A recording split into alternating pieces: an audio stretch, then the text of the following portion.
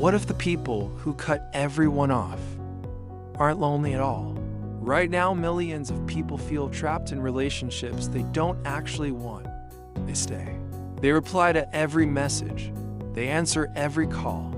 They show up to every gathering, even when they feel completely exhausted inside. But you did something different. You saw someone's name appear on your phone, and you chose silence. Not today. Not anymore. And strangely, your life didn't become emptier. It became quieter. And that quiet felt like peace. There was a time when you weren't like this. You were the reliable one, the friend who answered calls at 2 a.m, the person everyone came to when life fell apart. You listened. You comforted. You gave advice. You tried to solve problems that were never yours to begin with. You were everyone's emotional emergency contact. And every time something went wrong, they called you. At first, you didn't mind. Helping people made you feel useful. Important. Needed. But over time, something subtle started to happen. You began to notice a pattern. You gave advice. They ignored it. You listened for hours. Nothing changed. They repeated the same mistakes. And then they came back again. And again. And again. Until one day, something inside you shifted. The phone rang. You looked at the screen. You saw their name. And for the first time, you didn't answer. And something surprising happened. The world didn't collapse. No catastrophe. No dramatic fallout. Instead, everything became quiet. And in that quiet, you felt something you hadn't felt in a long time. Relief. According to psychology, that moment isn't weakness. It's biology. Your nervous system has something like a built-in survival switch. Psychologist Stephen Porges describes this through something called the Polyvagal Theory. Your body is constantly scanning the environment for signals of safety or threat. And when your brain detects too much emotional stress, it stops trying to connect. Instead, it protects you. Your nervous system shifts into what scientists call the dorsal vagal state, which basically means withdraw. Shut down. Conserve energy. Not because you're broken, but because your brain understands something most people ignore. Your energy is limited. But here's the real question. Where did your brain learn that people could be exhausting in the first place? For many people, this pattern begins much earlier than they realize. Sometimes in childhood. Maybe you grew up in a house where emotions were unpredictable. One day, everything felt normal. The next day, the entire atmosphere changed. You learned to read the room before you could read books. You watched people's faces carefully.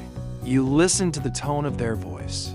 You learned that someone's mood could shift the entire emotional climate of the home. Psychologist Murray Bowen called this pattern emotional cutoff. It happens when closeness becomes emotionally risky, when love is mixed with unpredictability. Children in these environments adapt quickly. They become observers, quiet analysts, experts at sensing tension before anyone even speaks. And those skills don't disappear when childhood ends. They follow you into adulthood.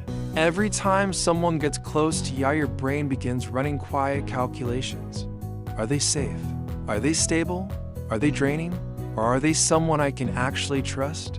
And after enough experiences, your nervous system becomes extremely good at spotting patterns. The friend who only calls when they need something. The compliment that secretly contains criticism.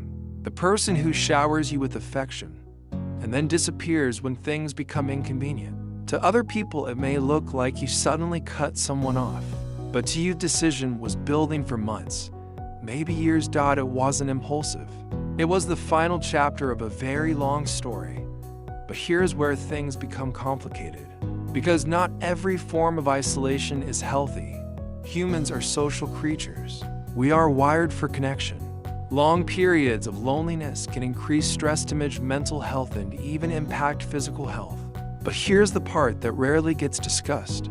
Being surrounded by the wrong people can be just as damaging. And this is where an important distinction appears. Walls and boundaries. Walls block everyone. They are built from fear. They keep the bad people out, but they also keep the good people away. Boundaries are different. Boundaries are selective. They allow the right people in while protecting your energy from the wrong ones. And your emotions usually tell you which one you're using. Ask yourself something simple. When you cut someone off, what did you feel afterwards? If you felt overwhelming guilt, maybe you were avoiding something.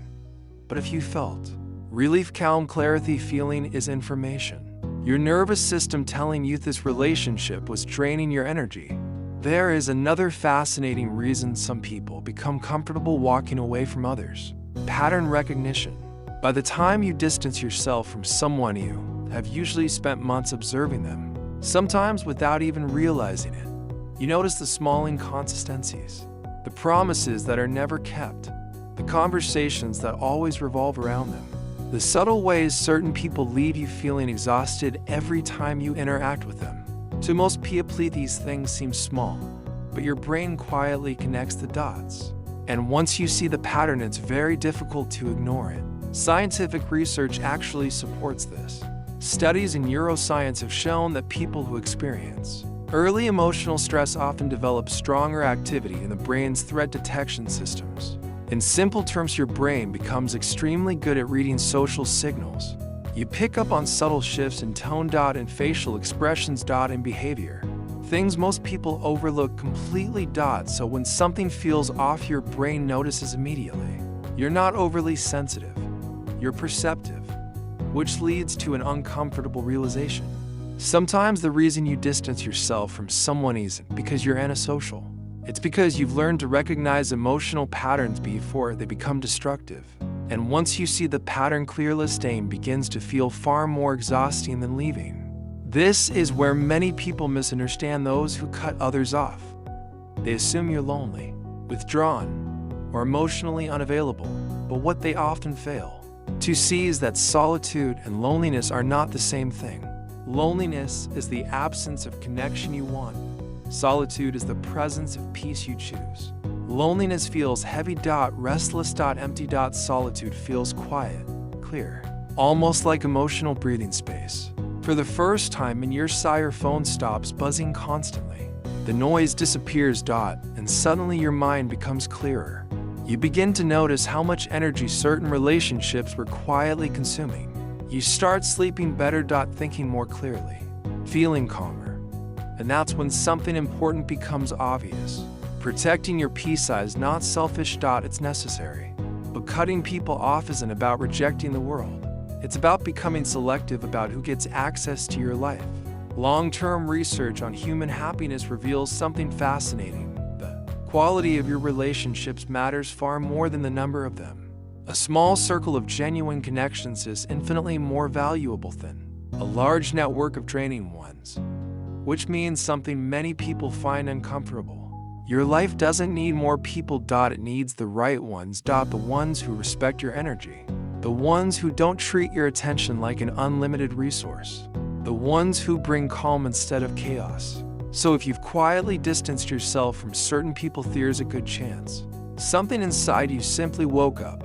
You began recognizing patterns, protecting your energy, choosing peace over obligation. You're not antisocial, you're not cold, you're not broken, you're selective. You learn the hard way that your emotional energy is limited, and protecting that energy may be one of the most powerful decisions a person can make. So, let me ask you something. Have you ever cut someone out of your life and felt immediate peace afterwards? If this video felt like something you needed to hear, leave a comment below. I read every single one. And remember something simple. Protecting your peace is not isolation. It's wisdom.